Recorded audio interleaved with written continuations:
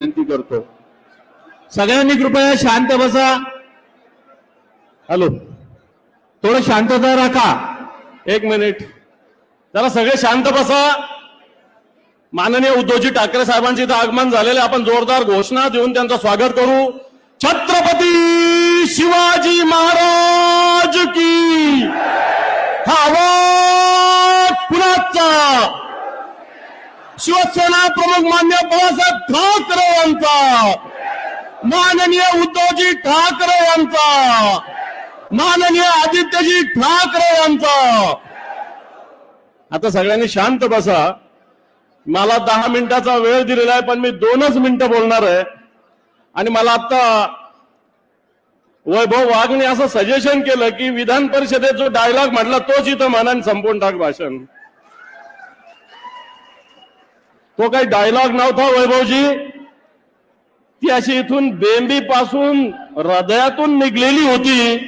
आणि मी अजूनही सांगतो की त्या विषयावर मी माफी मागितलेली नाही. मी दिलं ते दिलं, शिवसैनिक म्हणून दिलं हे मी स्पष्टपणे सांगतो. कारण जे लोक शिवसेना भवनावर चालून यायची गोष्ट करतात त्यांचे बोट तोडलेच पाहिजे. गनिमत ते काम राहिलं, कारण ते सभागृहात होतं. सभागृहाच्या बाहेर असतं तर तेही काम झालं असतं 100%. आणि म्हणून हाती घेऊ मशाल रे, पाप जाऊ खुशाल रे हा विषय आहे. मग आपल्याला सगळ्यांना उद्धवजी ठाकरे साहेबांचं भाषण ऐकायचंय, त्यामुळं मला भले वेळ दिला असेल पण मी हा वेळ मुळीच घेत नाही. पण तो संभाजीनगरचा विचार केला आणि महाराष्ट्राचा विचार केला तर आज सगळीकडे पाप पाप आणि पाप आहे. केंद्र सरकार असो, राज्य सरकार असो, या राज्यात पापाशिवाय कोणत्याही गोष्टी करत नाही अशा प्रकारची स्थिती आहे. जनतेला दिवसा ढवळ्या फसवलं जातं, खोट्या घोषणा दिल्या जातात. राज्याच्या तिजोरीत खडखडाट आहे तरी मोठ्या मोठ्या घोषणा दिल्या जातात. मग मोठी भ्रष्टाचार आजच्या घडीला महाराष्ट्रात आहे. शेवटचा आठवडा अधिवेशनाचा बाकी, त्यामुळे हा सगळा भ्रष्टाचार शेवटच्या आठवड्यात निश्चित या महाराष्ट्रात आम्ही मांडणार आहोत. परंतु हे महाराष्ट्र आताच्या घडीला जर बघितलं तर शेतकऱ्यांच्या 6,500 आत्महत्या हे सरकार महाराष्ट्रात आल्यापासून झालेलं आहे. जर ऍव्हरेज काढलं ते सरकार आल्यापासून दररोज 9 आत्महत्या या महाराष्ट्रात होतात. हे महाराष्ट्र कर्जाच्या खाईत बुडालेलं आहे. संभाजीनगरचा विचार केला तर उद्धवजी ठाकरे साहेबांचं सरकार असताना या शहरामध्ये 2,500 कोटी रुपये दिले गेले होते.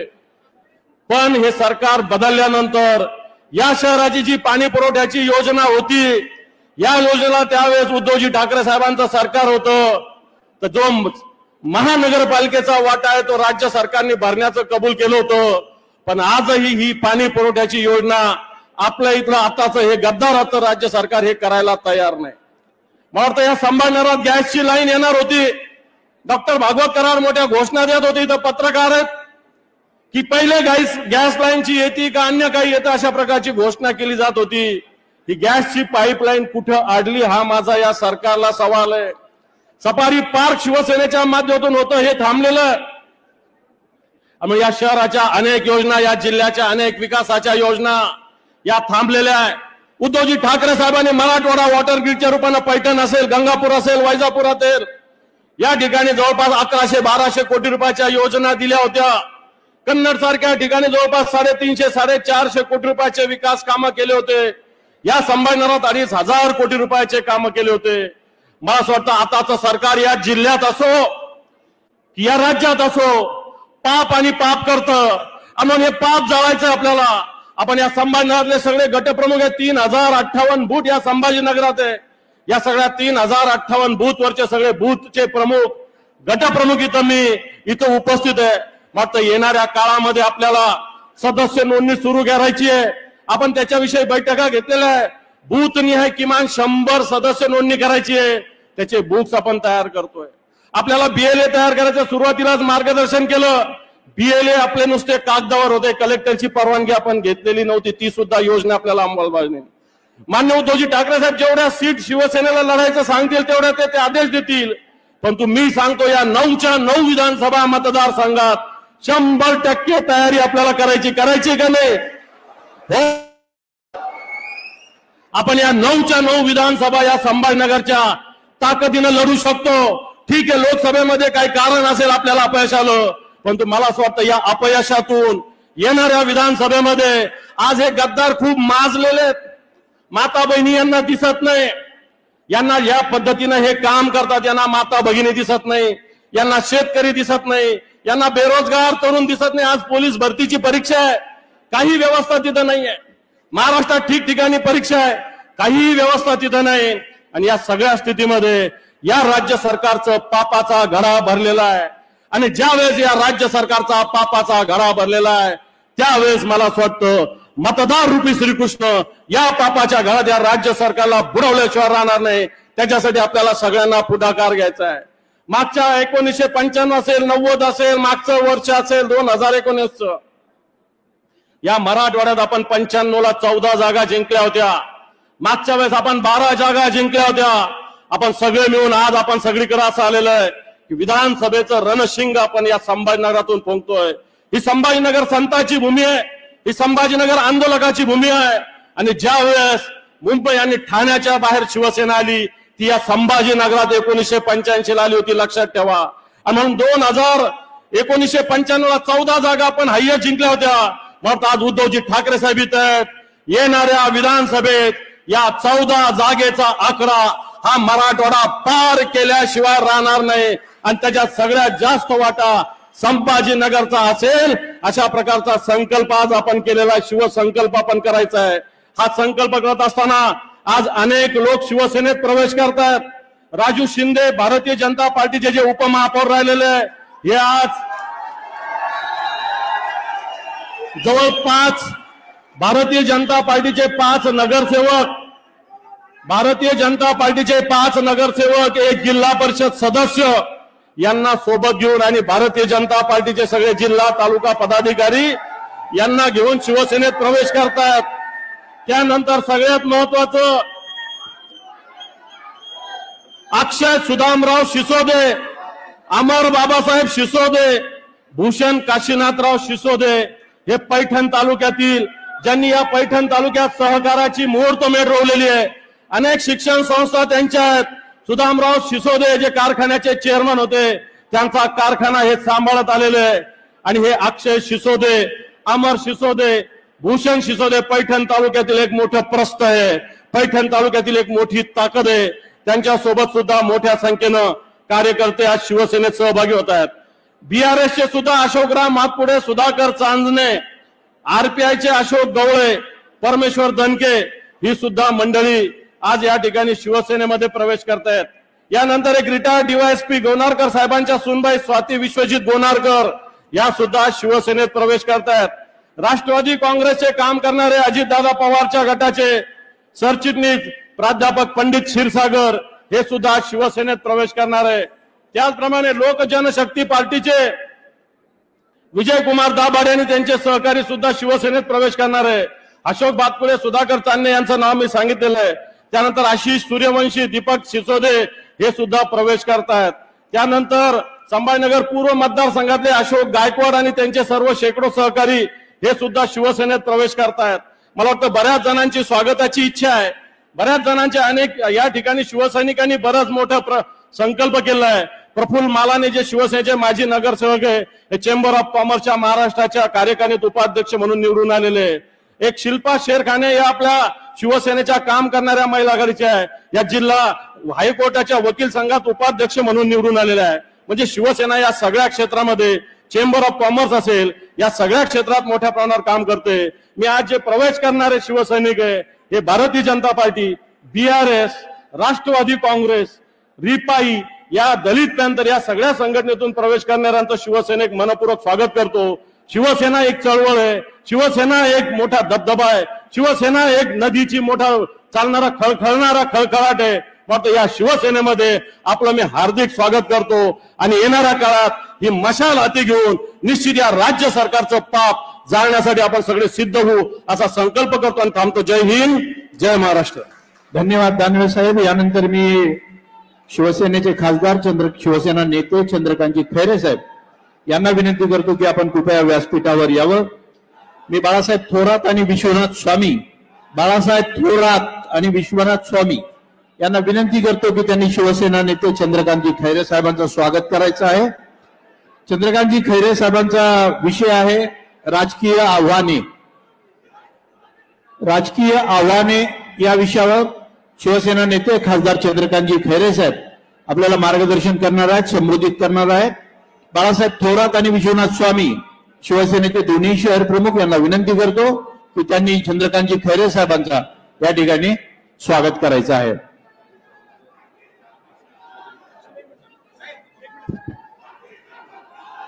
यानंतर बाळासाहेब थोरात आणि विश्वनाथ स्वामी साहेब चंद्रकांतजी खैरे साहेबांचं स्वागत करतील. आपण सगळे उद्धवजी ठाकरे साहेबांचं मार्गदर्शन ऐकायसाठी उत्सुक आहोत. मी खैरे साहेबांना विनंती करणार आहे, आपण थोडक्यात राजकीय आव्हाने या विषयावर मार्गदर्शन करावं.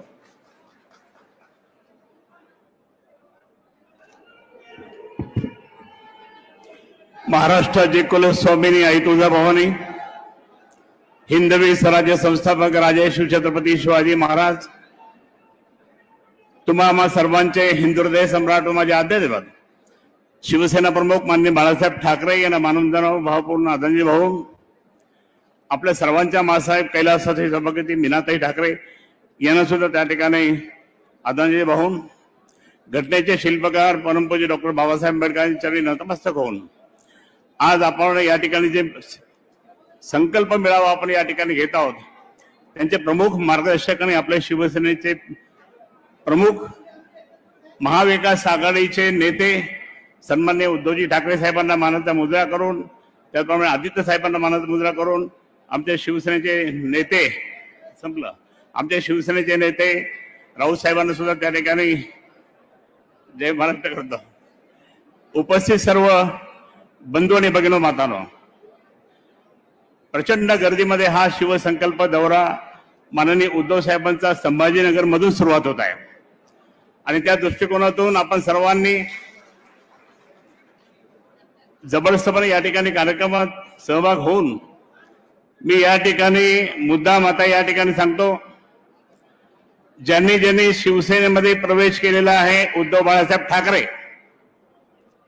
त्यांचं मी मनापासून स्वागत करतो. अरे आता टाळ्या वाजवा ना, त्यांचं स्वागत आहे ना. राजीव शिंदेला मी आधीच सांगत होतो की ते शिवसेनेमध्ये येतो म्हटला. जर आला असता तो लोकसभेच्या आधी तर मी निवडून नसतो आला का? तर तो भुमरेंना 25,000ची मतदानाची लीड दिली, मला पण दिली असते ना. मग हरकत नाही, तो आता आला. आपल्याला पुढे अजून खूप काम करायचं आहे. शिसोदे परिवारातले अक्षय शिसोदे इथे आलेत. मी त्यांचं पूर्ण शिसोदे परिवाराचं मी मनापासून अभिनंदन करतो. कल्याणरावजी पाटील हे अनेक वर्ष या जिल्ह्याचे नेते पण होते, त्यांच्या घराचे होते आणि त्यावेळेस पंढरीनाथ पाटील यांनी कारखाना सुरुवात केला होता आणि तो कारखाना सुरुवात केल्यानंतर मग संपूर्ण पैठण तालुका सुजलाम सुफलाम करण्याचं काम या शिसोदे परिवाराने केलं.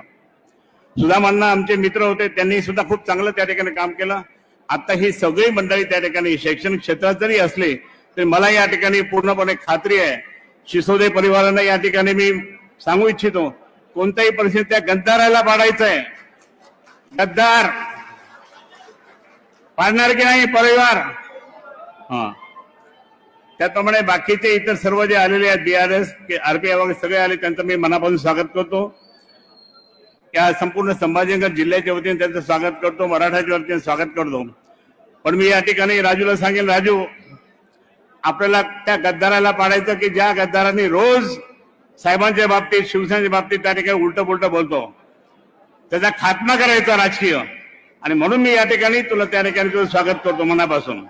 आणि एकच या सगळ्या जे आलेले आहेत त्यांना मी विनंती करेन, हात जोडून विनंती करेन, गटबाजीमध्ये जायचं नाही.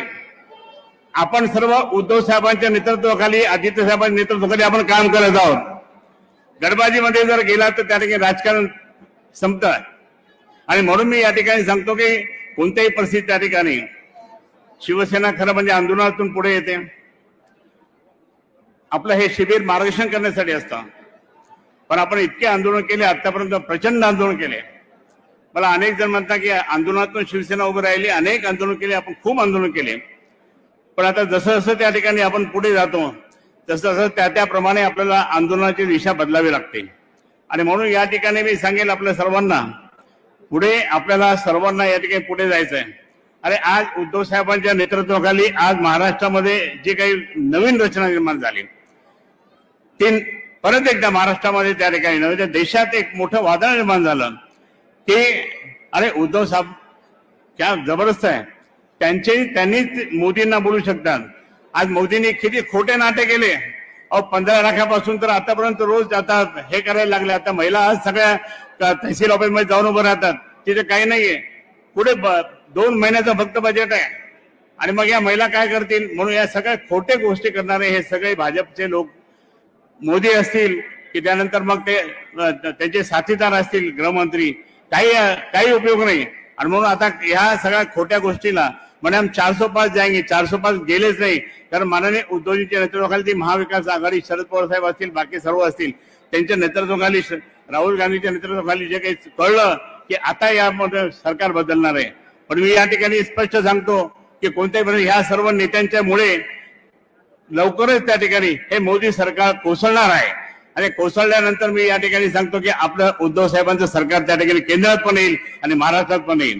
म्हणून या ठिकाणी मी आपल्या सर्वांना विनंती करतो की आतापासून आपसातलं सगळं मिटून टाका आणि आपल्याला फक्त आता आपलं महाराष्ट्रात आपण जिंकायचंय.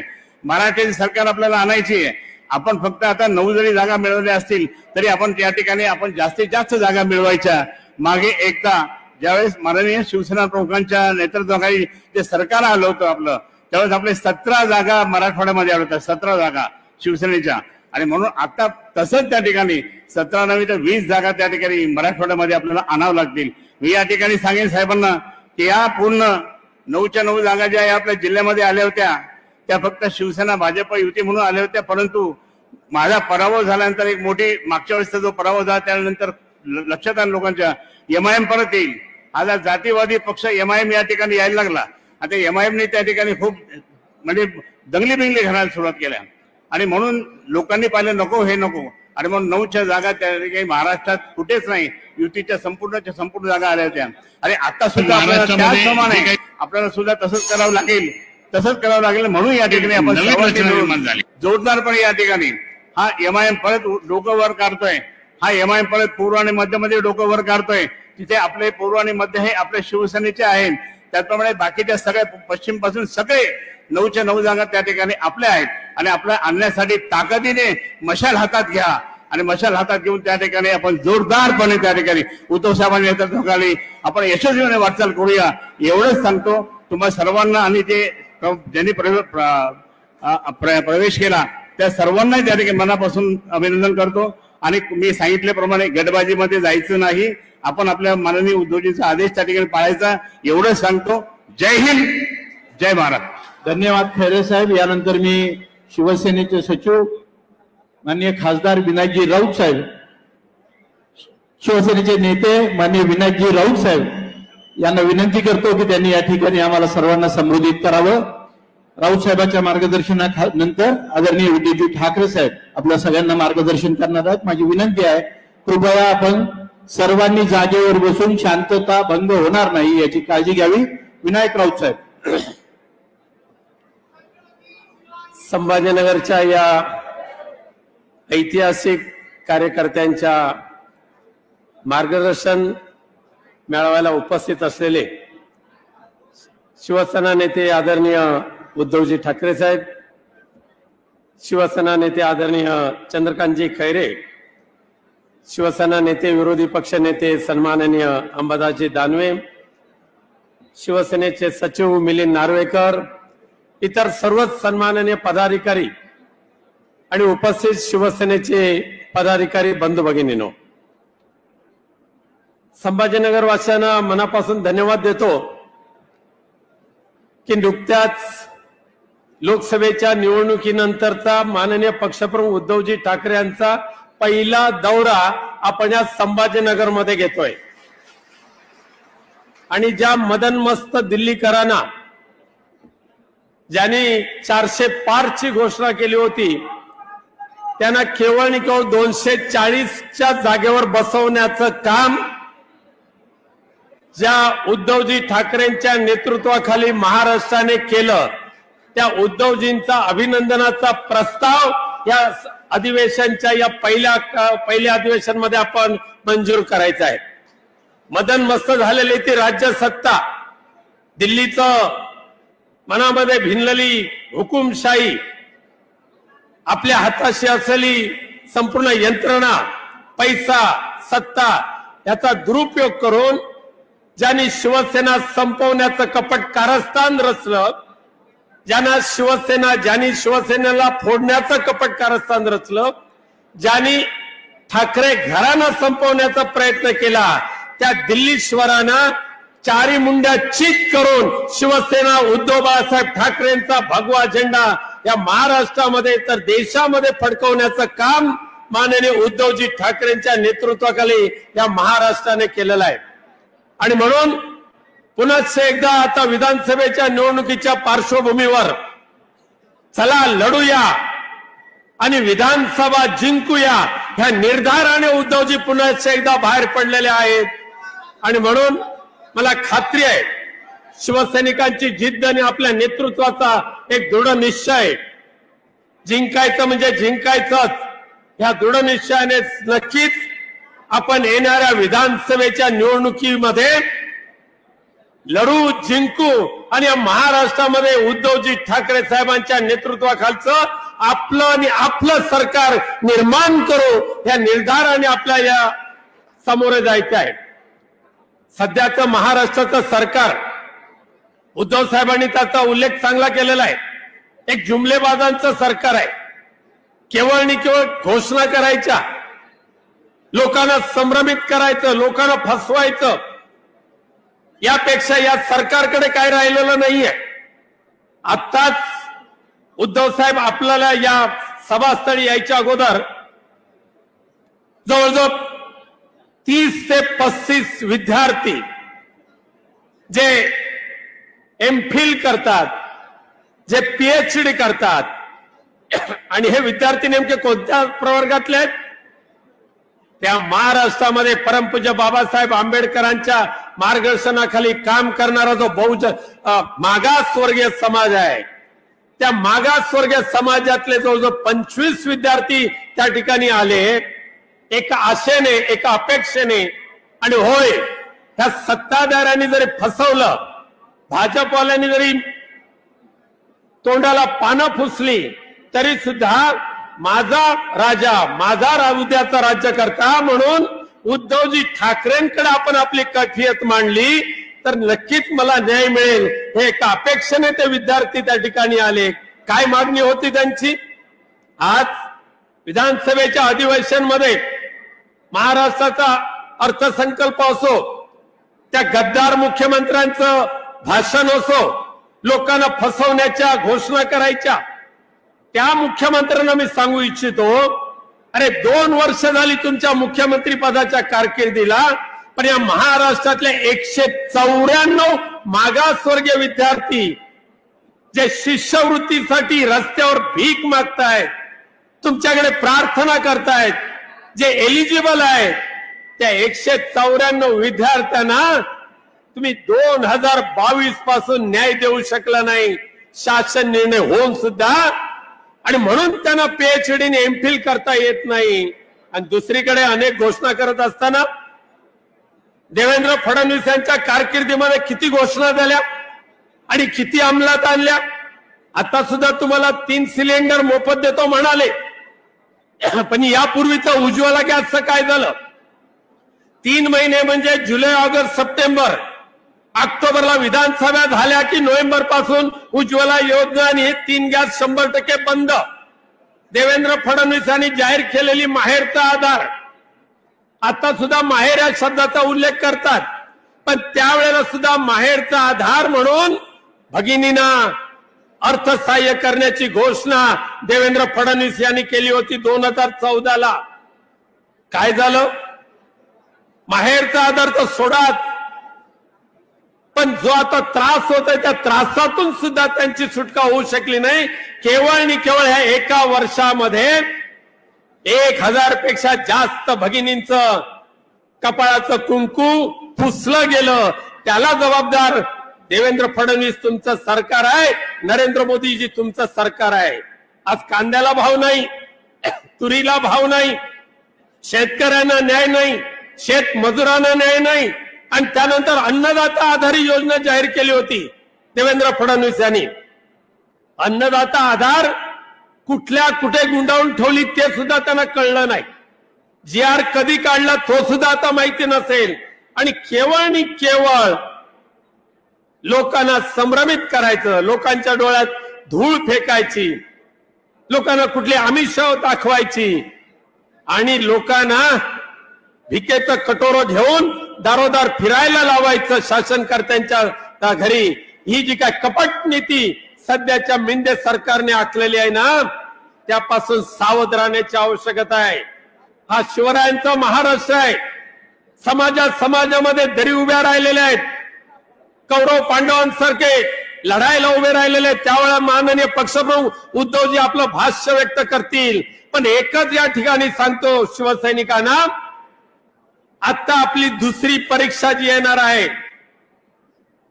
दिवाळीच्या अगोदर विधानसभेची, ह्या परीक्षेमध्ये मात्र 100% आपल्याला उत्तीर्ण व्हावंच लागेल. त्यासाठी कुठलंही गलथानपणा चालणार नाही, कोणतेही डोळे झाक चालणार नाही. सर्वांनी एकजुटीने एक विचाराने आपले पक्षप्रमुख ज्या पद्धतीने शिवसेना पक्ष वाढवायला, आणि शिवसेना पक्ष म्हणजे कोण, तुम्ही स्वतःसाठी नाही तर माझा कार्यकर्ता निवडून आला पाहिजे, आमदार झाला पाहिजे, खासदार झाला पाहिजे, मंत्री झाला पाहिजे. ह्या एका इच्छेने इराद्याने पक्षप्रमुख उन्हातानाची पर्वा न करता, पावसाची पर्वा न करता महाराष्ट्रामध्ये त्यांनी फिरायला सुरुवात केलेली आहे. शुभारंभ त्या संभाजीनगर मधून झालेला आहे, आणि म्हणून हा शुभारंभ विजयाचा निर्धार करणारा हा मेळावा असेल अशी खात्री बाळगतो, आणि तुम्हा सर्वांची रजा घेतो. धन्यवाद. जय हिंद, जय हिंद, जय महाराष्ट्र. धन्यवाद विनायक राऊत साहेब. यानंतर महाराष्ट्र राज्याचे विरोधी पक्ष नेते अंबादासजी दानवे यांना मी विनंती करतो की आपण कृपया प्रवेशासाठी नियोजन व्यासपीठावर करावं.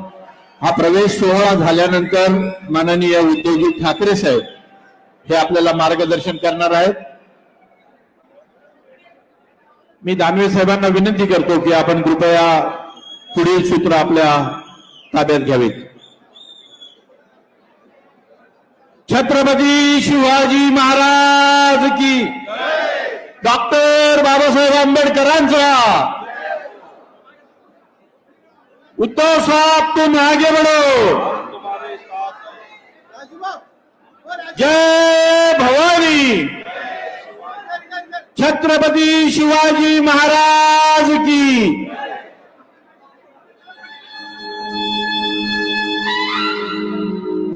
आम्ही शिवाचे सैनिक वेडे करू जीवाचे रा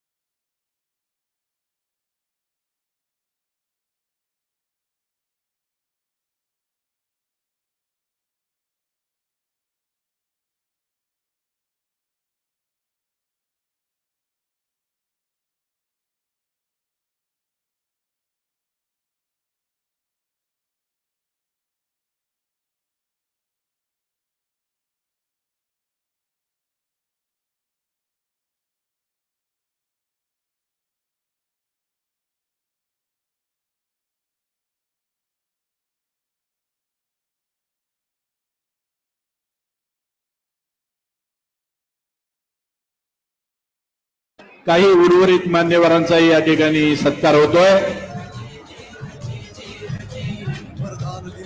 शिसोदे साहेब आणि त्यांची सगळी टीम, पैठण नगरीतील ही धडाडीची टीम शिवसेनेत प्रवेश करते आहे.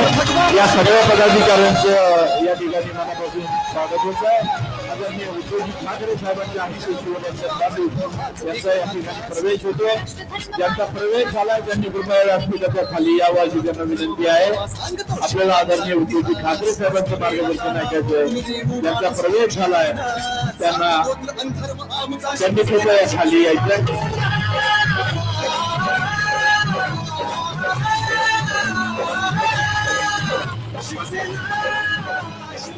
ज्योतिताई गणोरकर यांचा पण या ठिकाणी सत्कार होतोय. यांचा उद्धव साहेबांच्या उपस्थितीत शिवसेनेमध्ये प्रवेश होतो आहे. मी दानवे साहेबांना विनंती करेल की सगळ्यांना कृपया खाली घ्यावं. यानंतर आदरणीय उद्धवजी ठाकरे साहेब, आपले पक्षप्रमुख, महाराष्ट्राचे कुटुंब प्रमुख, शिवसेनेचे नेते, यांना विनंती आहे की आपण कृपया मार्गदर्शन करावं. शिल्पाताई शेरखाने यांची पण जिल्हा वकील संघाच्या उपाध्यक्षपदी निवड झाली आहे. त्यांचं या ठिकाणी अभिनंदन.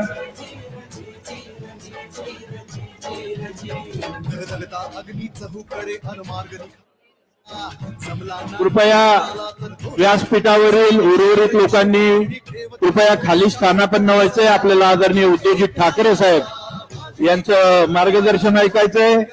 शिवसेनेचे नेते अंबादासजी दानवे साहेब हे आदरणीय उद्धवजी ठाकरे साहेब यांचं या ठिकाणी आसूड देऊन स्वागत करतायत. हा आसूड गद्दारांना ठोकणारा आसूड आहे आणि हा आसूड शेतकऱ्यांना न्याय देणारा आसूड आहे. हा आसूड घेऊन महाराष्ट्रामध्ये शेतकऱ्यांचं राज्य आणून गद्दारांचा कडेकोट करण्यासाठी माननीय अंबादासजी दानवे साहेब हा आसूड उद्धवजींना भेट देत आहेत. यानंतर आदरणीय उद्धवजींना विनंती आहे की आपण कृपया मार्गदर्शन करावं. कृपया शांतता राखावी. आदरणीय उद्धवजी या ठिकाणी मार्गदर्शन करतात.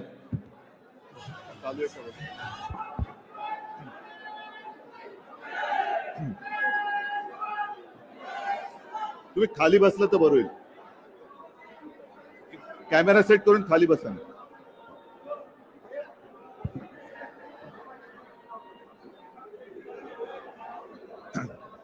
लोकसभेच्या निकालानंतर मुंबई बाहेर पडलो आणि पहिल्या प्रथम माझ्या शिवसेना प्रमुखांच्या हक्काच्या संभाजीनगरमध्ये आलोय. आणि या भेटीच्या निमित्ताने जमलेल्या सर्व शिवसेना प्रमुखांच्या कट्टर, कडवट, लढवय्या आणि अस्सल शिवसैनिक बांधवांनो, भगिनींनो आणि मातांनो,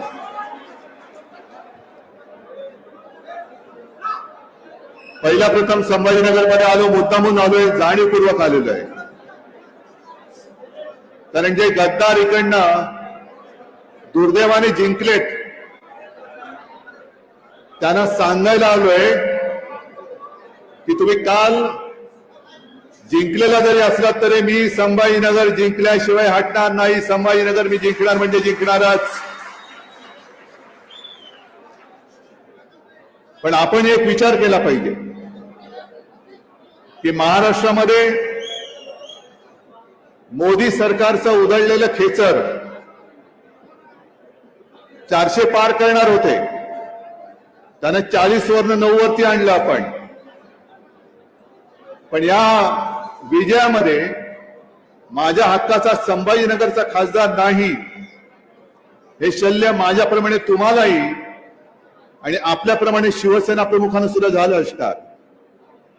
अरे हेच ते संभाजीनगर जिथे मराठवाड्याची राजधानी म्हणतो, या संभाजीनगरमध्ये हिंदुत्वाची भगव्याची बीज शिवसेना प्रमुखांनी रोवली आणि त्यांनी संपूर्ण महाराष्ट्र नव्हे मराठवाडा पादाक्रांत केला. मराठवाड्यातले इतर सगळे भगव्याचे पाईक असलेले खासदार निवडून आले. पण हक्काची संभाजीनगरची जागा ही गमवावी लागली. कारण मीमांसा काही असेल, पण हार ही झालेली आहे. आपण अति आत्मविश्वासाने लढलो का? असेल. कारण आपला उमेदवार चंद्रकांतजी खैरे अगदी कित्येक वर्ष तुमच्यासारखे हार हो पराभव हो जिंकलो तरी सुद्धा शिवसेना आहे की शिवसेना, भगवा आहे की भगवा, दुसरं कोणताही पक्ष त्यांनी अवलंबला नाही. लालूस आमिष त्यांनाही दाखवली गेली असतील, पण तरी सुद्धा निष्ठेने राहिले आणि त्या निष्ठेचा आदर मी त्यांना यावेळेला उमेदवारी देऊन केला होता. कारण निष्ठा शेवटी महत्वाची असते. हार जीत होत असते. निवडणुका येतात, निवडणुका जातात, पुन्हा निवडणुका येतात. निवडणुकामध्ये हारलो म्हणजे आयुष्य संपत नाही, पण लढण्याची जर का आपण हिंमत हरलो तर मात्र आयुष्य संपतं. मी लढणार आहे, मी हिंमत हारणार नाही, निवडणूक हारलो तरी पुन्हा जिंकेन या ईर्षेने मी आज संभाजीनगरमध्ये आलेलो आहे. आणि काय झालं, कसं झालं, जरूर याचा विचार केला गेलाच पाहिजे. कारण आता 3 महिन्यानंतर विधानसभेच्या निवडणुका येत आहेत. कालची जी लढाई होती ती आपल्या देशाची, संविधानाची आणि लोकशाहीची लढाई होती. आणि ही विधानसभेची निवडणूक येणार आहे ती महाराष्ट्राच्या अस्मितेच्या अस्तित्वाची लढाई आहे. या महाराष्ट्राची ओळख जगामध्ये काय म्हणून लिहिली जायला पाहिजे, इतिहासात काय म्हणून लिहिली जायला पाहिजे ते ठरवणारी ही निवडणूक आहे. महाराष्ट्र हा साधू संतांचा, शिवप्रभूंचा, वीरांचा, मर्दांचा ही ओळख आपली अशीच ठेवणार की लाचार, गद्दार आणि हरामखोरांचा महाराष्ट्र अशी ओळख होऊ देणार हे आपण ठरवायचंय. आणि मी तर म्हणेन, मी लाचारी, हरामखोरी आणि गद्दारीचा महाराष्ट्र होऊ देणार नाही, अजिबात होऊ देणार नाही. प्राणपणाने लढेन, पण माझ्या शिवरायाच्या भगव्याला कलंक लागू देणार नाही ही शपथ घेऊन मी मैदानात उतरलेलो आहे. ज्या वेळेला या विधिमंडळाच्या अधिवेशनाला सुरुवात झाली, पहिल्याच दिवशी मी म्हटलं होतं की हे गलती सरकार आहे आणि या गलती सरकारच्या निरोपाचं हे अधिवेशन आहे, हे शेवटचं अधिवेशन. याच्यानंतर निवडणुका आल्यानंतर हे आहे ते जुमलेबाज सरकार या गादीवरती पुन्हा दिसणार नाही ही शपथ आपण घेऊन या मैदानात उतरलं पाहिजे. आहे योजना खूप मांडल्या जात आहेत. खास करून आता माता भगिनींना आपल्याकडे कसं मतदानासाठी आकर्षित करून घेता येईल हा एक डाव टाकून ते मतदानाला आणि निवडणुकीला सामोरे जात आहेत. विनायक राऊत, आता तुम्ही सांगत होता की आतापर्यंतच्या या सगळ्या योजना अंबादास तुम्ही सांगत होतात, चंद्रकांतजी तुम्हाला माहिती आहे गेले 10 वर्ष मोदी सरकार तिकडे सत्तेमध्ये. मग साधा माझा तुम्हाला प्रश्न आहे की 10 वर्षामध्ये या सगळ्या योजना तुम्ही ज्या काही जाहीर केल्या होत्या त्यांनी त्यापैकी किती अंमलात आणल्या? आणि जेव्हा ही शेतकऱ्याची वीज बिल माफीची घोषणा केली, माझं आज सुद्धा जाहीर मागणं आहे की नुसतं वीज बिल माफ करू नका, शेतकऱ्यांची संपूर्ण थकबाकी आहे ती माफ करा आणि मग वीज बिल माफ करा. आणि नाही तर जाहीर करा की थकबाकी तुम्ही वसूल करणार आहात म्हणून. थकबाकीवरती बोला. जे शेतकरी ज्यांचे वीज कनेक्शन तुम्ही आजपर्यंत कापत होता, वीज बिल भरलं नाहीस, कनेक्शन कापलं जातं आणि वीज बिल भर मग तुला कनेक्शन देतो, आहेत ना असं? मग आता ती जी काही थकबाकी आहे ती सुद्धा याच अधिवेशनात अजून 1 आठवडा आहे. जे सरकार म्हणून तिकडे बसलंय जुमलेबाज, त्यांनी जाहीर करावं की वीज बिल तर आम्ही माफ करतोच आहोत, पण थकबाकी सकट वीज बिल माफ करतोय. कारण हे काही अनुभव हे गेल्या काही वर्षात आपल्याला आलेले आहेत. हेच ते संभाजीनगर साधारणतः किती साल असेल कल्पना नाही, सुशील कुमार शिंदे मुख्यमंत्री होते आणि शिवसेना प्रमुखांनी जाहीर केलं होतं की आमचं सरकार आल्यानंतर आम्ही शेतकऱ्याचं वीज बिल माफ करू ही घोषणा केली. संपूर्ण महाराष्ट्रामध्ये एक लाट उसळली. सुशील कुमार शिंदेनी काय केलं? ताबडतोब वीज बिल माफीचं धोरणच जाहीर केलं, निर्णय घेतला. ऐन निवडणुकीच्या काळात शेतकऱ्याला 0 रकमेची बिलं गेली, निवडणुका झाल्या. जी मूळ कल्पना मांडली त्या शिवसेनेचा पराभव झाला. काँग्रेस राष्ट्रवादीचं सरकार पुन्हा सत्तेवर आलं. सुशील कुमारना पदावरनं पाय उतार व्हावं लागलं. विलासराव देशमुख मुख्यमंत्री झाले आणि विलासराव देशमुख मुख्यमंत्री झाल्यानंतर शून्य रकमेची वीज बिलं ही 1.5-2 महिन्यात निवडणुकीनंतर दाम दुपटीने यायला लागली. यात अनुभव तुमचा आहे की नाही हे मला तुम्ही सांगा. मग आता सुद्धा हेच चाललेलं आहे. जे मी नेहमी सांगतो की योजनांचा सुकाळ, योजनांचा अतिवृष्टी होते योजनांची, पण अंमलबजावणीचा दुष्काळ आहे. अनेक योजना या एवढ्यासाठी ते मांडतायत की यांचा पापाचा बुरखा जो तुम्ही जे आंबरस तुम्ही मांडलं ना, हाती घेऊ मशाल रे पाप जाळू खुशाल रे. अहो किती पाप जाळणार तुम्ही. यांचा पापाचा घडा एवढा भरलाय की तो लपवण्यासाठी योजनांचं पांघरून त्याच्यावरती घालतात. हा माझा स्पष्ट आणि ठाम आरोप या सरकारवरती आहे. एवढी पाप तुम्ही करून ठेवले. शेतकऱ्यांच्या आत्महत्या होतातच आहेत. शेतकऱ्यांसाठी सुद्धा जी कर्जमुक्ती मी मुख्यमंत्री असताना केली होती आणि मी करून दाखवली होती, कोणी न मागता मी करून दाखवली होती. कदाचित तो राजकीय माझा मूर्खपणा असेल, कारण राजकारणामध्ये द्यायचं काहीच नसतं. नुसतं निवडणुका आल्यानंतर भुलवायचं असतं आणि निवडणुका झाल्या, आपलं इच्छित साध्य झालं की पुन्हा येणे माझ्या मागल्या. कोण तुम्ही, काय करणार तुम्ही, मोर्चे काढाल, बसलेत पोलीस तुमच्या डोक्यामध्ये लाठ्या आणायला. तुम्ही आणखीन करणार काय, उपोषण करणार. अरे उपोषित तर तुम्ही आहातच. आंदोलनाची तुमच्या पर्वा करणारच नाहीत ते. पण निवडणुका आल्यानंतर आता सुद्धा ज्या काही योजना जाहीर करतायत, या योजना केवळ आणि केवळ या निवडणुकीमध्ये यांची पापं लपवून जिंकण्यासाठी करतायत. हे तुम्हाला जर कळलं नसेल तर मग मी म्हणेन तुमचं आमचं नाही तर महाराष्ट्राचं दुर्भाग्य. गेल्या वेळेला एक मी समजू शकतो की मशालीचा प्रचार सुरू करायला आपला थोडा उशीर झाला, कारण मशाल ही निशाणी निवडणुकीच्या दुसऱ्या टप्प्यात आपल्याला मिळाली. कारण पहिल्या टप्प्यामध्ये आपला उमेदवार नव्हता.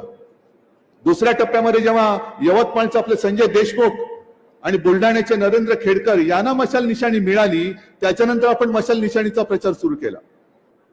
आणि या गद्दारांनी काय केलं, म्हणजे मी सगळ्यांना सांगतो, जो खेळ, अरे तुम्हाला लाज वाटली पाहिजे. तुम्ही जे काही विजय मिळवला तो चोरून मिळवलेला विजय आहात. तुम्ही माझा पक्ष चोरून त्या नावावरती तुम्ही विजय मिळवलेला आहात. तुम्ही शिवसेना चोरलीत, तुम्ही आमचं धनुष्यबाण चोरलात. अरे माझ्या वडिलांचा फोटो, मी काढलेला फोटो लावून तुम्ही माझ्या वडिलांचा फोटो चोरून तुम्ही मत मागून विजयी झालेला आहात. अरे चोरट्यानो भामट्यानो, तुमचा विजय हा खरा विजय नाहीये. आपल्या बाबतीत जो खेळ केला तोच त्यांनी राष्ट्रवादीच्या बाबतीत केला. पवार साहेबांचं सुद्धा राष्ट्रवादी पक्षात चोरून दुसऱ्याला दिला, चिन्ह पण त्यांना दिलं आणि परत पवार साहेबांचा फोटो ते वापरायला लागले. मग तुम्ही म्हणाल जसं पवार साहेबांनी कोर्टात जाऊन त्यांना बंदी केली तसं तुम्ही का नाही केलं, तुम्हाला कोणी अडवलं होतं. बरोबर आहे तुमचा प्रश्न, पण महत्वाचा फरक हा आहे की आपल्या शिवसेना प्रमुखांचं नाव, हिंदू हृदय सम्राटांचं नाव त्यांनी राष्ट्रपुरुषांच्या यादीत टाकले. आपल्याला काय वाटलं होती, काय प्रेम आहे, मोदी बाबांचं प्रेम आलं म्हणून त्यांनी एका पुण्य पवित्र भावनेने शिवसेना प्रमुखांचं नाव यादीमध्ये टाकलं नाही. तेव्हापासून यांची कपट कारस्थानं सुरू झाली होती आणि राष्ट्रपुरुषाच्या यादीत नाव टाकल्यानंतर त्यांच्या फोटोचा वापर कोणी करू शकतं, तो मोदींनी स्वतः केला. पवार साहेब आज आहेत आणि पवार साहेब जिकडे उभे राहतील तो पक्ष, हे जनतेला कळतं. पण ग्रामीण भागात आणि शहरामध्ये सुद्धा हिंदू हृदय सम्राटांचा फोटो लावायचा, खाली धनुष्यबाण लावायचं आणि बाळासाहेबांचं धनुष्यबाण म्हणून मतं मागून तुम्ही लोकांना फसवून निवडून आलेला आहात. मग मला अभिमान आहे, मी बाळासाहेबांचे संस्कार घेऊन, तुम्ही चोरलेलं धनुष्यबाण घेऊन सुद्धा मी मशाल घेऊन तुमच्या समोर जे काही लढाई आहे ती लढून दाखवलेली आहे आणि जिंकून दाखवलेली आहे. आता आपल्याला कोणी थांबवू शकत नाही, कारण अनेकांना हा प्रश्न होता आणि मला सुद्धा काही जणांनी सांगितलं, शहरी लोकांनी सांगितलं, अगदी हिंदी भाषिक अमराठी लोकांनी सांगितलं, उद्धव जी हम तो आपको वोट देना चाहते थे लेकिन क्या करे गलती से बो एंड एरो का बटन दबाया. मग त्यांना कळलं अरे बो एंड एरो आता यांचं नाही, आता यांची मशाल आहे. आता हा संभ्रम दूर झालेला आहे.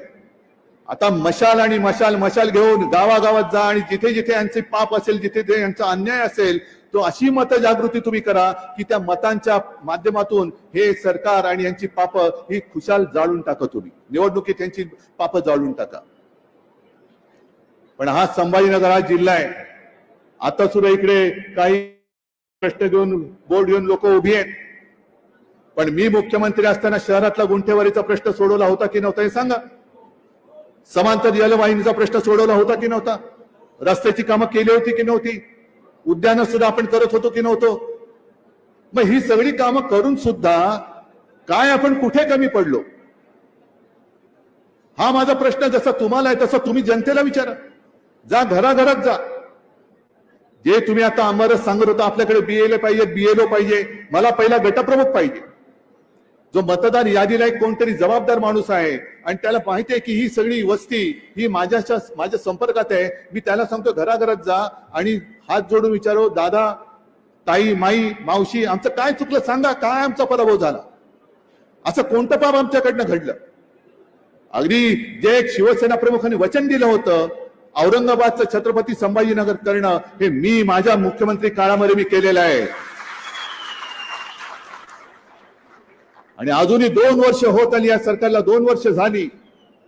विमानतळावरती उतरल्यानंतर सुद्धा त्या विमानतळाचं नाव औरंगाबाद विमानतळ आहे. तो ठराव आम्ही कधीच मंजूर केला होता, छत्रपती संभाजी महाराज विमानतळ. का बदललं नाही तुम्ही?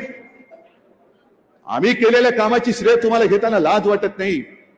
मी या शहराचं आणि या जिल्ह्याचं नामकरण केलेलं आहे. जिल्ह्याचं नामकरण अजून झालेलं नाही. अजूनही लोकसभा मतदारसंघाचं नामांतर झालेलं नाही. अजूनही त्या यादीत या मतदारसंघाचं नाव मला वाटतं औरंगाबाद असंच ठेवलेलं आहे. मग केलं काय तुम्ही 2 वर्ष? संपूर्णपणे थापा मारायच्या आणि पुढे जायचं. आता सुद्धा ही सगळी पापं मी बोललो ना तुम्हाला. योजना एवढ्या टाकायच्या. ठीक आहे ना, महिलांसाठी योजना आणल्या, मी त्याचं स्वागत करतो. जरूर महिलांसाठी तुम्ही योजना आणा, पण माझ्या युवकांसाठी योजना काय आहेत? आज सुद्धा जे शेतकरी आत्महत्या करतायत, करावी लागते, त्या घरातला वंशाचा दिवा विझल्यानंतर तुमची जी काही योजना आहे ती योजना, त्याच्यामध्ये तो गेलेला दिवा, विझलेला दिवा पुन्हा पेटवू शकणार आहे? बेकारांचे तांडेच्या तांडे रस्त्याने फिरतायत, रोजीरोटीचा पत्ता नाही. महाराष्ट्रातले उद्योग तुम्ही गुजरातला घेऊन जाताय. गुजरातला घेऊन गेले तरी देखील आमच्या डोळ्यात देखत माझ्या महाराष्ट्राचं असं सगळी वाताहत होत असताना आम्ही मोदी गॅरंटी सुद्धा आम्ही धुडकावून लावली. यांच्या गद्दारांच्या गॅरंटीला आपण बळी पडणार आहोत. मोदी गॅरंटी कसली गॅरंटी? पाप, आपण म्हणतो ना पाप जाळं खुशाल रे. मोदी म्हणतात पाप करा खुशाल रे आणि हातीमध्ये भाजपा रे. पाप करा आणि भाजपात या. कालच एका आपल्या गद्दाराला क्लीन चिट देऊन टाकलेली आहे. हे पाप करा, पण तुम्ही तिकडे राहिलात तर तुम्ही पापी आहात. आमच्या गटारगंगेत जर का डुबकी मारली तर तुम्ही पुण्यवान आहात. हे तुम्हाला मान्य, हे तुम्हाला पटते आणि ही महाराष्ट्राची ओळख आपण करून द्यायची. जी तुम्ही योजना आणलेत सगळीकडे, मला माहिती मिळते महिलांची गर्दी उसळले, चांगली गोष्ट आहे. पण त्याच घरामध्ये तुम्ही बहीण भावामध्ये जे वितुष्ट आणताय, भाऊ बेकार फिरतोय, मुलगा बेकार फिरतोय, शिकलाय, मुलींना शिक्षणाची सोय केली मोफत, मुलांना सुद्धा करा. दोघांनी आता भेदभाव करू नका. अरे तुम्ही राजकारणामध्ये घर फोडणारी माणसात आमचं घर फोडलं, आमचं कुटुंब फोडायचा प्रयत्न करताय. पक्ष फोडलात, पवारांचं कुटुंब फोडलात, आता जनतेची कुटुंब फोडताय तुम्ही. घराघरामध्ये तुम्ही असं वितुष्ट आणताय. का करायचं तर सगळ्यांसाठी करा. आता तुमचं डबल इंजिन सरकार तिकडे बसलेत, मोदीजी बसलेत तिकडे. अरे तुमच्या केंद्राचा आधार नसताना माझ्या शेतकऱ्यांना मी कर्जमुक्त केलं होतं. आता तुमचं केंद्रात तुमचं सरकार आहे, करा माझ्या शेतकऱ्याला कर्जमुक्त करा. एक तर शेतकऱ्याला हमी भाव मिळत नाही, त्याच्या सगळ्या शेती अवजारांवरती बियाणं खतासकट जीएसटी लावला जातोय. पिळून काढायचं, हक्काचं द्यायचं नाही आणि उपकार केल्यासारखं काहीतरी तुमच्या तोंडावरती फेकायचं. हा भीक मागण्याचा प्रकार यापूर्वी महाराष्ट्रामध्ये कधी झाला नव्हता आणि यापुढे सुद्धा आम्ही होऊ देणार नाही. महाराष्ट्र स्वाभिमानी आहे. अरे छत्रपती शिवाजी महाराज की जय आम्ही एवढ्या वर्षानंतर सुद्धा बोलतो आणि हजारो वर्ष, लाखो वर्ष बोलत राहू का? कारण तुम्ही विचार करा, जसं आज काही जण मला काहीतरी पाहिजे म्हणून भाजपात जात आहेत, तसं छत्रपती शिवाजी महाराज सुद्धा जाऊ शकले असते की नसते? मिळाली असती सुभेदारी? नाही, पण मी करेन ते माझ्या हक्काचं हिंदवी स्वराज्य स्थापन करेन आणि त्यांनी करून दाखवलं. वेळ प्रसंगी औरंगजेब, अफजल खान, शाहिस्ते खान सगळ्यांशी लढले, अगदी जीवावरती उदार होऊन लढले. साधा विचार करा, अफजल खानाच्या भेटीच्या वेळेला जर महाराज बेसावतपणाने गेले असते, चिलखत घातलं नसतं, तर महाराजांची हालत काय झाली असती? पण ठीक आहे, तुम्ही आम्हाला मिठी मारू इच्छिता, आम्ही मिठी मारतो, पण विश्वासघाताने पाठीतवार कराल तर मग मात्र आम्ही वाघ नख काढून तुमचा कोथळा बाहेर काढतो आणि तो काढावा लागेल. हे शिवाजी महाराजांनी शिकवलं. आता अफजल खान आला असता, हाँ क्या है, नहीं वो आपको बादशाह ने बुलाए, वो आपको सुबेदारी दे पाटील के देना चाहते, गेले असते. आपलं काय झालं असतं, महाराष्ट्राचं काय झालं असतं. आणि म्हणून छत्रपती शिवाजी महाराज जे लढले ते स्वतःसाठी नाही लढले. इतक्या वर्षानंतर सुद्धा आपण त्यांना दैवत मानतो, ते आपल्यासाठी लढले. आज जरी ते आपल्यात नसले तरी आपल्यासाठी त्यांनी केलेलं हे सगळं कर्तृत्व हे जर का आपण विसरून यांच्या नादी लागून लाचारी पत्करणार असू तर मग मात्र छत्रपती शिवाजी महाराज की जय बोलू नका अजिबात. आज एका बाजूला संपूर्ण जुमलेबाजीचं सरकार आहे, निवडणुका तोंडावर आहेत, देण्यासारखं काही नाही, थापा आणि थापाच देत आहे. पण दुसरा एक महत्वाचा भाग आहे, त्याच्यावर मी आज जरूर पहिला प्रथम बोलणार आहे. आरक्षणावरती मी आज जाहीर बोलणार आहे. आरक्षणावरती मी जाहीर बोलणार आहे, कारण हा महाराष्ट्र माझा आहे. या महाराष्ट्रातला प्रत्येक बांधव, प्रत्येक भगिनी माझी भगिनी आहे, बांधव आहे. आणि माझ्या डोळ्यात देखत छत्रपतींचा हा महाराष्ट्र जाती पातीमध्ये समाजामध्ये भांडणं लावून भाजपवाले जर का मजा मारत असतील तर मी इथे सुद्धा कोण कोण समाजाची लोक आले असतील, मराठा असतील, ओबीसी असतील, धनगर असतील, आदिवासी असतील, मुस्लिम असतील, आणखीन काही असतील, SC ST सगळे असतील, त्या सगळ्यांना मी जाहीरपणाने हात जोडून विनंती करतोय की कृपा करा, तुमच्या प्रत्येक न्याय मागणी बरोबर मी आहे. शिवसेना तुमच्या सोबत आहे. उद्या सुद्धा मुख्यमंत्र्यांनी राजकीय पक्षांच्या नेत्यांची एक बैठक बोलवलेली आहे. काय आजपर्यंत कमी बैठका झाल्या? काय तोडगा काढलात? गेल्या वेळेला सुद्धा तुम्ही तोडगा काढला, छत्रपती शिवाजी महाराजांची शपथ घेऊन तोडगा काढलात, विधानसभेत मांडला, आम्ही पाठिंबा दिला. पण त्याच्यानंतर सुद्धा जे काय आगी लावण्याचे प्रकार चालू आहेत, मी सर्व समाजातल्या जनतेला सांगतोय आणि सर्व समाजातल्या नेत्यांना सांगतोय की तुम्हाला न्याय हक्काचं मिळालं पाहिजेच, पण ते आपापसात भांडून नाही, आपापसात भांडून आगी लावून हे जर राज्य करणार असतील, तुमच्या पेटलेल्या घरावरती पोळ्या भाजणार असतील तर पहिली यांची राजकारणातली घरं पहिली जाळा, राजकारणातली घरं जाळा. त्यांची घरं जाळा असं माझं म्हणणं नाही, त्यांची घरं नाही, राजकारणातली. म्हणजे राजकीय त्यांचं जे काही वजन आहे ते खालसा करत त्यांना निवडणुकीत पाडा, हा त्याचा अर्थ आहे. आणि जर लढायचंच असेल तर सगळे एकत्र येऊन महाराष्ट्र एकजुटीने उभा राहील, त्याच दिवशी या महाराष्ट्राला न्याय मिळेल. या सगळे मराठा बांधवांनो, या ओबीसीनी, या धनगरांनी, या सगळ्यांनी एकत्र या. तुमची ताकद ही पहिली या राज्यकर्त्यांना कळू दे की महाराष्ट्राची ताकद काय, आणि महाराष्ट्राच्या मुळावर घाव घालणाऱ्यांचे जे मनसुबे आहेत हे उधळून लावलं पाहिजे. म्हणून उद्याची जी काय बैठक आहे, सर्वमान्य तोडगा काढा. मी आज तुम्हाला जाहीर पाठिंबा देतोय. सर्वमान्य काढा तोडगा, सर्वमान्य तोडगा काढा, मी आज पाठिंबा देतोय. पण राजकारण्यांना बोलवण्यापेक्षा, सरकारने सर्व समाजातल्या प्रतिष्ठित म्हणण्यापेक्षा विचारवंत किंवा त्यांचे जे नेते आहेत बोलवा ना, जरांगे पाटलांना बोलवा, हाकेंना बोलवा, आणखीन धनगर समाजातल्यांना बोलवा. काय पाहिजे तुम्हाला, काय पाहिजे तुम्हाला, काय पाहिजे, आणि खरंच देऊ शकता का हे सांगा त्यांना. दरवेळेला विचारा, जरांगे पाटील उपोषणाला बसतो, मग कधी हाके बसतात का? तुम्ही त्यांच्याशी जीवाशी खेळ का करतात? बोलवा सगळ्यांना एकत्र. आम्हाला कोणाला एकाही राजकारणाला बोलवू नका, फक्त त्यांना आणि त्यांनाच बोलवा. तुम्ही सर्वमान्य तोडगा काढा, मी पाठिंबा देतो. पण नुसतं कोपऱ्याला गुळ लावायचा, तारखा देत राहायच्या, त्यातनं अनेक जण न्याय हक्कासाठी, आरक्षणासाठी जीव देत आहेत, त्यांचे जीव जात आहेत, पिढ्या संपतायत, पण लढा संपत नाहीये. किती पिढ्या तुम्ही असे रस्त्यावरती काढणार? आणि माझं स्पष्ट मत मी त्याही वेळेला व्यक्त केलं, आज सुद्धा व्यक्त करतो. या सगळ्यांना सामावून घ्या. मध्ये एक तो प्रयत्न आपण तोही करून पाहिला, कोर्टाची लढाई आपण लढून पाहिली, नाही झालं, अपयश आलं. मग आमच्यावरती आरोप झाले की बघा आम्ही जिंकलेलं लढाई ही हारले. बिहारने कसं केलं बघा, आता बिहारचं आरक्षण सुद्धा कोर्टाने रद्द केलेलं आहे. कारण आपण सगळ्यांना समजून सांगायला पाहिजे, आरक्षणासाठी जी टक्केवारीची अट आहे ती वाढवणं राज्य सरकारच्या हातात नाही, ती केंद्र सरकारच्या हातात, लोकसभेच्या हातामध्ये. आणि अजून एक आठवडा विधानसभेमध्ये आहे. मी सरकारला जाहीर विनंती करतोय आणि सर्व समाजातल्या जनतेला आणि नेत्यांना हात जोडून विनंती करतोय की चला तुम्ही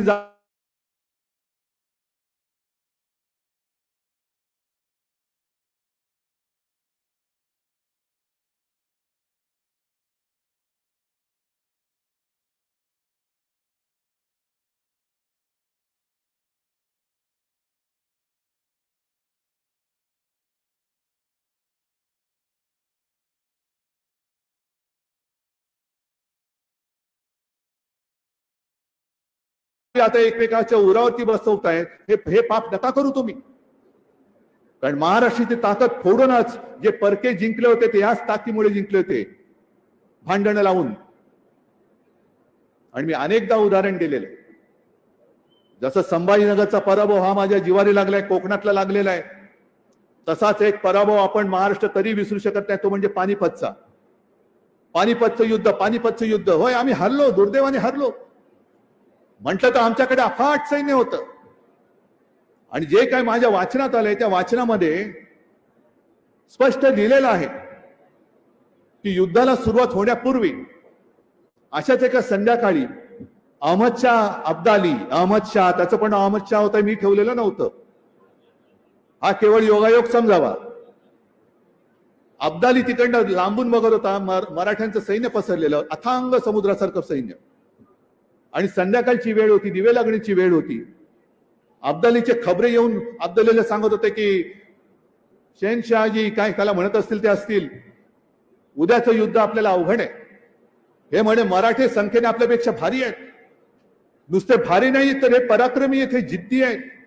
यांचं घोडदळ एवढं आहे, यांच्याकडे तलवार बहादर एवढे आहेत, यांचा तोफखाना एवढा आहे. आणि सगळ्यात महत्वाचं म्हणजे हे इथले स्थानिक आहेत, आपण बाहेर न आलोय, आपल्याला माहित नाही दऱ्याखोऱ्यामध्ये लढायचं कसं, आपल्याला माहित नाही उद्याचं युद्ध आपण हरणार. आणि अब्दाली शांत बसता, अब्दाली फक्त बघत होता. आणि शांतपणाने त्यांनी विचारलं की या समोर ज्या धुराच्या रेषा दिसतात त्या काय आहेत, या कसल्या रेषा आहेत.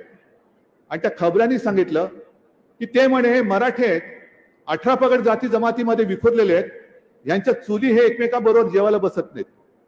आणि अब्दाली एकच शब्द बोलला, उद्याचं युद्ध आपण जिंकलं. सगळे म्हणाले कसं शक्य आहे, तुम्हाला एवढी सगळी आम्ही माहिती दिली तरी सुद्धा तुम्ही सांगताय. आणि अब्दाली जे बोलला ते लक्षात ठेवा. त्यांनी एकच वाक्य सांगितलं, जे जेवायला एकत्र येत नाहीत ते मरायला एकत्र येऊ शकत नाहीत, लढायला एकत्र येऊ शकत नाहीत. औरंगजेब सुद्धा हेच म्हणून गेलेलं आहे. औरंगजेबाने सुद्धा आपल्या मराठ्यांचं हेच वर्णन केलं. मराठा म्हणजे संपूर्ण 18 पगड जाती जमातीत विखुरलेला माझा मराठी. स्वतः औरंगजेब म्हणालेला आहे की ह्या पहाडी मुलकात हे मराठे पराक्रमाच्या बाबतीत तमाम दुनियेला भारी आहेत. अरे इथे पराक्रम शिकवावंच लागत नाही, इथे तर दौताला सुद्धा भाल्याची पाते फुटतात, एवढे सगळे मर्द आणि लढवय्ये मराठे आहेत. फक्त म्हणे इथे दुहीची बीज खडकावर नुसती भिरकावली तरी ती एवढी रुजतात आणि एवढी फोफावतात की पाहता पाहता तमाम दौलत तबाह करून टाकतात. हे आपलं वर्णन, हे आपली बलस्थानं कोणती आणि कमकुवत स्थानं कोणती, ही इतिहासामध्ये अब्दाली आणि औरंगजेबाने सांगून ठेवले. तेच आत्ताच्या घडीतले औरंगजेब आणि अब्दाली मराठी माणसामध्ये भेद करून समाजात आगी लावून जर माझ्या महाराष्ट्राची, शिवप्रभूंच्या महाराष्ट्राची वाताहत करत असतील तर मी गप्प बसू शकत नाही. हे समजून घ्या जरा. आपण सगळे एकत्र आलो तर आपली जी ताकद होईल. अरे कालच्या निवडणुकीमध्ये आपण यांना 40 वरून 9 वरती आणलं. जर तमाम महाराष्ट्र एकवटला तर यांना शून्यापेक्षाही खाली नेऊ आपण. किती दिवस तुम्ही यांच्या पोळ्या भाजायला देणार तुम्ही. म्हणून मराठा समाजाला सुद्धा माझं आवाहन आहे, अगदी जरांगे पाटलांना आवाहन आहे, ओबीसीला आवाहन आहे, सगळ्या धनगरांना आवाहन आहे की कृपा करा, एकमेकात भांडू नका, आपण एकत्र या. आता एक 4 दिवसापूर्वी मुंबईमध्ये सगळे विश्वविजेता संघ आल्यानंतर जी गर्दी उसळली होती, तुम्ही पाहिलं दृश्य पाहिलं. जरा थांबा, बसा, माझं होऊ द्या. दृश्य पाहिलं तुम्ही. लाखो लोक रस्त्यावरती होती. लाखो लोक विजयोत्सव साजरा करायला एकत्र येऊ शकतात, तर आपण आपल्या न्याय हक्कासाठी सगळे लाखोपेक्षा करोडो लोक रस्त्यावरती येऊन यांना खाली गुडघ्यावरती आणू शकतो की नाही. का भांडतोय आपण. अरे ते दिल्लीमध्ये मजा मारणार, गावामध्ये तुम्ही आम्ही राहणार आहोत, जास्त करून तुम्ही, मी तर मुंबईकर आहे. पण हे पाप आपल्याकडनं जर का कोण करून घेत असेल, जसं शिवसेना फोडली आणि शिवसेनेचा पराभव करायला आपल्यातलाच एक गद्दार उभा केला आणि त्याला जिंकवला, तसंच मराठी माणसामध्ये महाराष्ट्रामध्ये आपापसात भिडवून हे योजनांची काहीतरी सांगतायत. अरे योजना द्या तुम्ही, पण मग आरक्षण कधी देणार, न्याय हक्क कधी देणार. महाराष्ट्राला न्याय पाहिजे, उपकार नकोय, भीक नकोय. महाराष्ट्र हक्काचं मागतोय. न्याय हक्काचं आम्हाला द्या, आमच्या हक्काचं आहे. शिक्षण पाहिजे, जरूर पाहिजे. शिकल्यानंतर नोकऱ्या पाहिजेत. नोकऱ्या कुठेच सांगा आम्हाला. नुसतं घरोघरी जसं निवडणुकीच्या काळामध्ये आता कोणतरी बोललं ना, घराघरामध्ये पैसे वाटले गेले. तसं निवडणुकीच्या आधी तुम्ही फक्त पैसे वाटण्यासाठी या योजना काढणार असाल तर त्या योजनाचा स्वीकार तुम्ही करायचा की नाही हे तुम्ही ठरवायचंय. आज महाराष्ट्र पूर्णपणे भिकेला लावून मोदींच्या दारात उभा करण्याचं पाप हे गद्दार करतायत, हे लाचार करतायत का? मी गद्दार झालो तरी चालेल पण माझी खुर्ची जाता कामा नये. मी म्हणतो खुर्ची गेली तरी चालेल पण मी गद्दारी करणार नाही. काढा खुर्ची पण माझी खुर्ची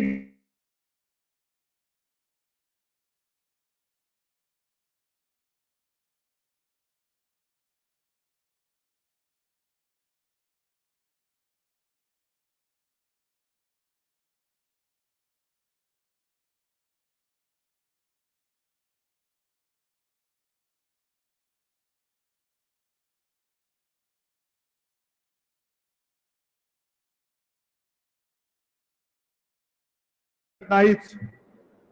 पण आजपर्यंतचा जो आढावा जर का आपण घेतला तर कित्येक योजना नुसत्या जाहीर झाल्या पण अंमलबजावणी झालेली नाही. आणि माझी जी माहिती आहे त्या माहितीप्रमाणे या सुद्धा ज्या योजना जाहीर केल्या आहेत या पुढच्या 2-3 महिन्याच्या बेगमी पुरत्याच जाहीर केलेल्या आहेत. त्याच्यानंतर त्यांचं सरकार येत नाही आणि दुर्दैवाने आलं तरी या योजना बासनात गुंडाळल्याशिवाय राहत नाही. हे तुम्ही आज लिहून ठेवा. आणि एका तर गद्दाराचा व्हिडिओ याच इथल्या जालन्याचा मला वाटतं सगळीकडे फिरतो ना. सगळ्यांना सांगतोय तुम्ही सगळं रजिस्ट्रेशनचं नाटक करा. नाटक आलाय पाहिला व्हिडिओ बघा नाही तर तो व्हिडिओची लिंक द्या सगळ्यांना दाखवा. तुम्ही नुसतं फक्त तुम्ही महिलांकडे जा आणि नोंदणीचं नाटक करा म्हणजे महिला काय खुश होतात माझे नोंदणी झाले उद्या मला मिळणारच पैसे. उद्याचा उद्या उजाडणार कधी? ही सगळी नोंदणी चाललेली आहे सगळी ही सगळा थापेबाजीचा कारभार आहे. आणि म्हणून मी आज संभाजीनगर मध्ये हक्काने आलेलो आहे. पराभव जिवारी लागला तरी सुद्धा आलेलो आहे. मी संभाजीनगर सोडणार नाही. तुम्ही सोडणार आहात काय? मला इतक्या सगळ्याच्या सगळ्या विधानसभा आपल्या भगव्याच्या झाल्या पाहिजेत. आज सुद्धा सगळे जे आपल्या शिवसेनेत आले भाजपातनं आले बसपातनं आले रिपाईतून आले का आले? भाजपामध्ये चांगले होते ना. भाजपामध्ये होते पण भाजपाच्या कट्टर कार्यकर्त्यांना सुद्धा कळलेलं आहे की आपला तो भाजप होता तो भाजप आता शिल्लक राहिलेला नाही. जो अटलजी आणि आडवाणींचा भाजप होता तो शिल्लक राहिलेला नाही. हा भाजप फक्त आणि फक्त व्यापारी वृत्तीच्या लोकांचा झालेला आहे. फक्त आणि फक्त यांना व्यापार दिसतो. माणसं मेले तरी चालतील पण मतं मला मिळाली पाहिजेत. आणि म्हणूनच मी जे काय बोललो ते तळमळीने बोलतो कळवळून बोलतो. अगदी करोना काळामध्ये सुद्धा मी अनेकदा सांगितलेले करोना काळामध्ये सुद्धा तळमळीने बोलत होतो.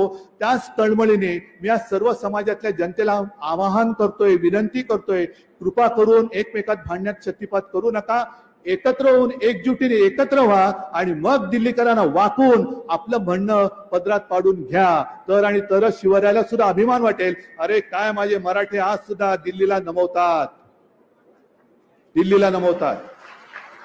आणि मला वाटतं बाकी जास्त मोठं प्रवचन देण्यापेक्षा आज मुद्दामून मी आलो ते हे आवाहन करण्यासाठीच आलो होतो. आणि मला वाटतं तुम्हाला पटलं असेल. पटले की नाही पटले?